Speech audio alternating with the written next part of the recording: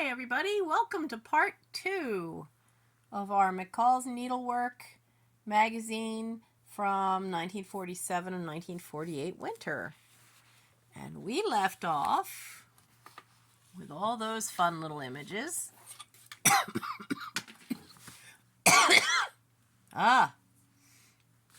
Still have that cough. It's not as bad as it was before. So I hope you enjoyed part 1. And this is part 2 where we'll finish this one up. And as usual, when I have my live sale tomorrow night, I will have this in the live sale that you can purchase it if you are interested in it. Tomorrow night's live sale will also be with Flippin' Crazy. She will be my guest tomorrow night. Thursday at 11 p.m. and we will be doing vintage items. These are really pretty. You notice the name though? Dritz. Still around. Dritz is still around. Oh, now here we go. You can add wooden beads. Crocheted cordy bags have come up with something new. You know, that really kind of is surprising because I thought that kind of thing was from the 1970s. And here it is in a winter of 1947 and 1948 with that kind of work being done. I really thought that was something much later. Oh, look at this. Fifth Avenue fashion to make yourself. This is a beaded bag. All those little tiny beads. That's pretty cool. Hiawatha beaded bag from Heirloom Needlework Guild. Monogramming. Oh yeah.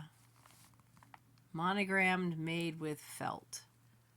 Monogramming was a big thing in the 40s, more so than it is now.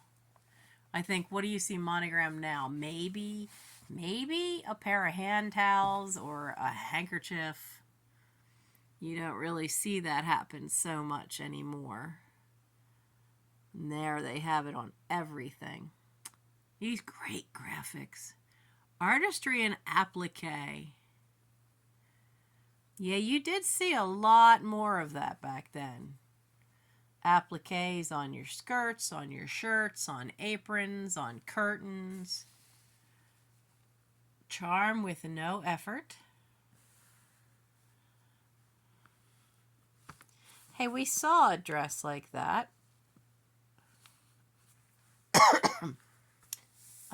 We saw, instead of, these are the illustration work of them, but we saw this dress and this dress a little earlier in the actual photographs. Oh, they made a doll for Godey's Ladybook. So that was still known for fashion things back then.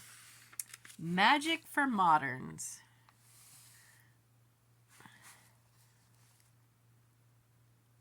Wow, a picture of somebody in the shower? Never would have thought of that. Back when you had a vanity. Honestly, vanities have gone out of style, but you know,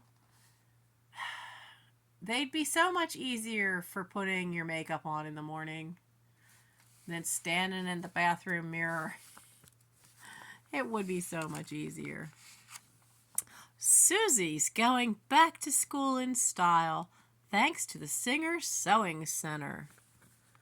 Wow, everything is green in Susie's room, including Mom. It just amazes me that she's the same shade of green as the chair, as the ruffle on the curtain.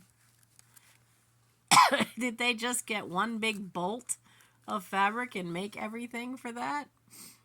It just kind of cracks me up. Now that's closer to the kind of machine I grew up with. That one's a little newer. Mom's sewing machine was a 1930 something. See how light it is? Yeah, right. These things were cast iron bodies even in the 40s. They were not light at all. Buy it by the yard, sew it yourself. Plastron, superb pure plastic fabric. You know, after the war, there was a lot of fabrics that came out that had plastics to them. You had Dacron, you had so many other things. A friend of mine's father worked for DuPont, and somewhere around here I have a couple of dresses that were made from experimental fabrics made by DuPont Chemical Company. They're tucked away somewhere. So after the war years, though, all the way up into the 70s, there was a lot of experimenting going on to come out with different things that were not natural fiber fabrics. This just cracks me up. I mean, I could kind of see it in a kitchen to have something, if your window is your backsplash, I get that. But even to have the little ruffles on the little shelves in the corner is kind of silly. Now this is interesting, to do a large letter out of sequins and beads. Remember Laverne and Shirley, and Laverne always had a big L on her shirts? I guess this was when it started. And more notes on the leaflets. But there are other things like this wonderful, honestly, doesn't that look almost like a cake? Giant cake, but it's for your baby bassinet. I don't know if our bassinet is still in the attic. Every kid went and used it from the first one down to me, and then I think all the grandchildren had also been in it. And I don't know if we still have it or if Mom had loaned it to one of the nieces when they had their baby. And I don't know if we still have it. The house that pipe cleaners built. Pipe cleaner art. They used to do so much more with crafty things, like pipe cleaners even. Popcorn pretty. What is... Oh, this is a bedspread pattern. Wow. That's different. Hey, now that's a wild top. But look how unbelievable that waist is. No, I don't think so. The top, yes. That waist, nah.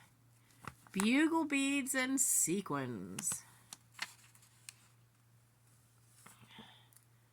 Lockport cotton battings. Keepin' posted by Anne. Oh, okay, and it shows these neat little new things on the market, but it also tells you where you could buy them. But what on earth is number 7? Crocheters. Picture pattern of alphabet luncheon set in actual size for visual working. I don't know what any of that means.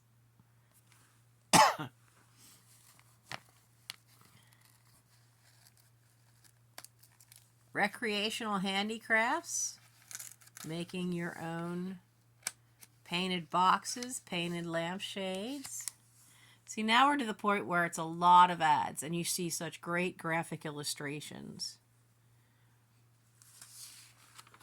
I mean, if you wanted to do the work that was in these, in the crocheting and the knitting, you could. But you could also use a lot of this for junk journaling or other graphic. Hey, I just sold a Weave It in a sale 2 weeks ago. And now look, there's the ad for it. Wow. That's really funny. It made a woven little square with yarn.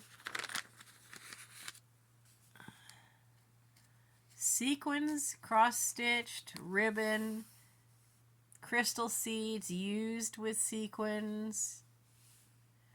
I mean, all those kind of things were such great little details that you had on older clothing that you just don't have nowadays. Everything now is super thin, and to the point where we are back to the early 40s, where material was sometimes so thin that you had to wear a camisole top under it. And honestly, some of the clothing I've seen these days in stores like Walmart and Target, the tops are the same way. They're so ridiculously thin. But they don't have the style that some of these do. Brother, sister, gator hose. Who remembers having to wear those long socks? You know, the stockings up to your knee. Paint your own on thin material over design on the blotter. That is an impressive sleeve. Definitely an impressive sleeve. So, I mean, some of these things, the pictures may give you ideas. Towels in tune with the times. The flowers are so pretty.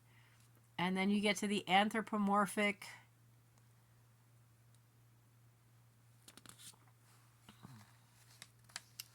Embroider in colors you like for gift bazaars or home use.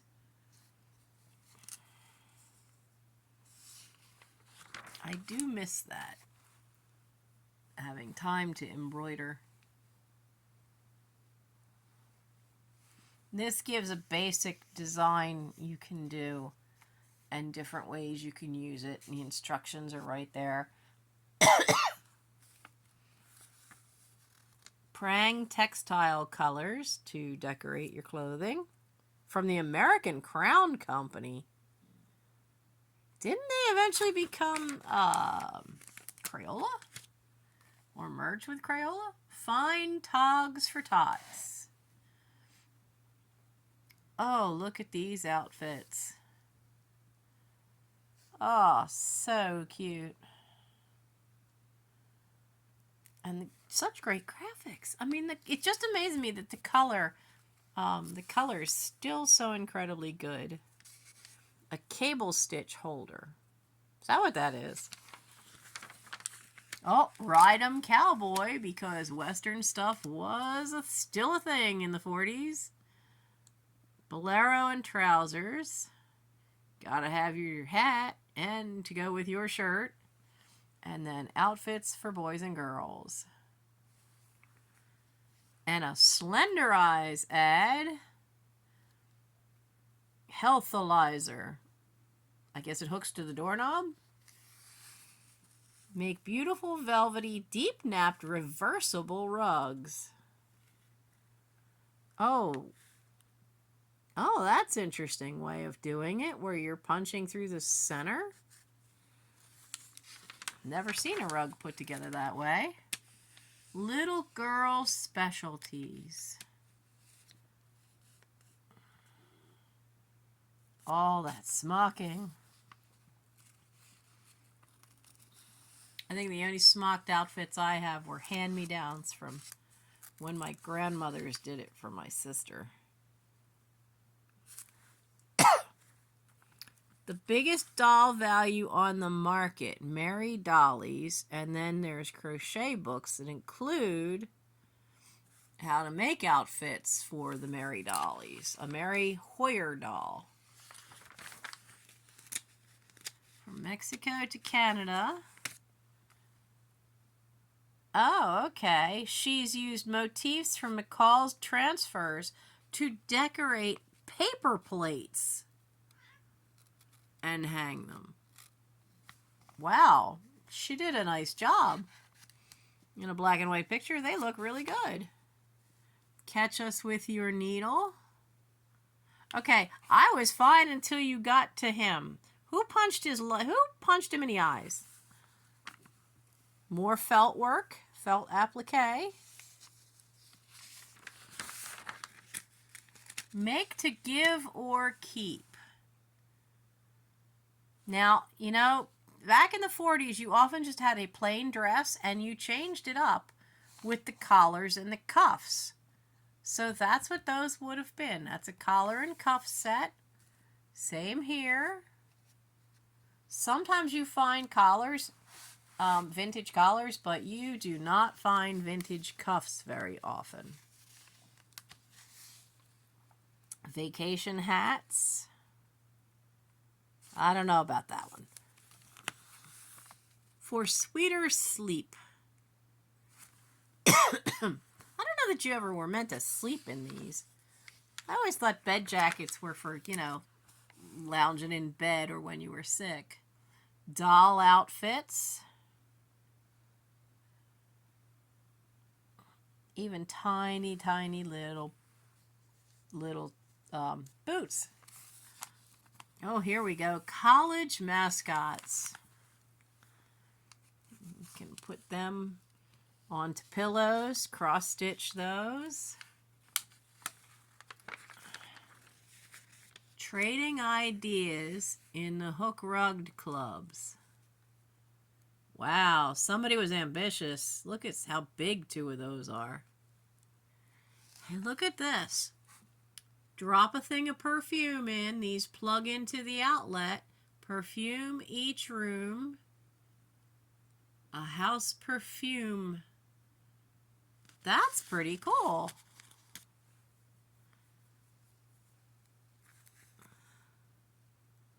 So even back then they had things for that.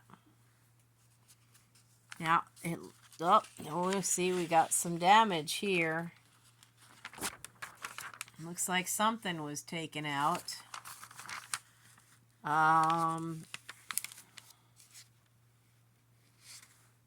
So it looks like some section that had an instruction for something was taken out at some point.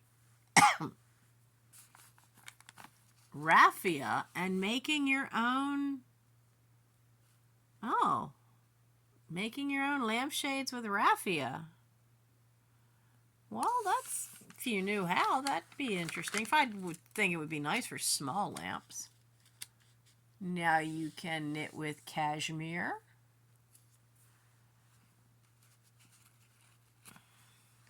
Red Cross Hospital crafts. Oh. The picture above is showing the boys at crafts. It was taken at the United States Army's 385th Station Hospital in Nuremberg, Germany. Well, when you're stuck convalescing, anything, keep your hands and head busy. Show us how you did it with snapshots. So these are snapshots of people who've actually made something that was in one of these magazines. And then, you made it for all the kids. And then sent the picture in. And then this page as well.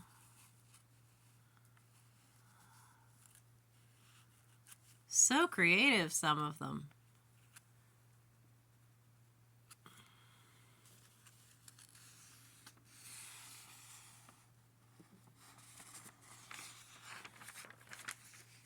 Women's Hint Exchange.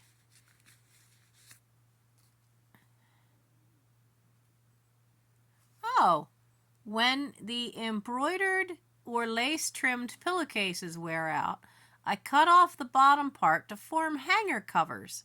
My dress shoulders are protected from dust, and I have lovely covers with the little work. Well, there's a use for the fancy end of old pillowcases. For stuff you're not going to wear very often, too, then having it keep the dust off your shoulders of your outfit or your blouse would be nice. More ads. We're getting down to the last page. The Complete Crochet Book by Elizabeth Mathiasen. Would have been from 1947 and included all of these lovely little things that you could do. I don't know, you might be able to find that book online somewhere. And the inside back cover shows this wonderful blue colonial needlecraft quilt, because all of this is cross stitch, even the white.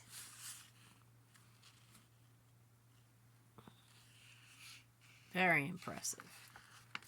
And the back cover is for Hiawatha Heirloom Needlepoint. Back when you used to actually make your own needlepoint covers for your chairs. Very, very cool. So that's the end of this one.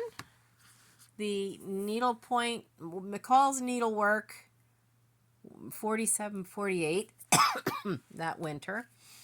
And I just want to let you know this will be in the live sale tomorrow night. And I will be having Lisa from Flippin' Crazy on, and she will join me and be selling vintage items. With me having gone away for the weekend, I have not quite caught up with things and pulled a lot, so I don't quite have a video ready to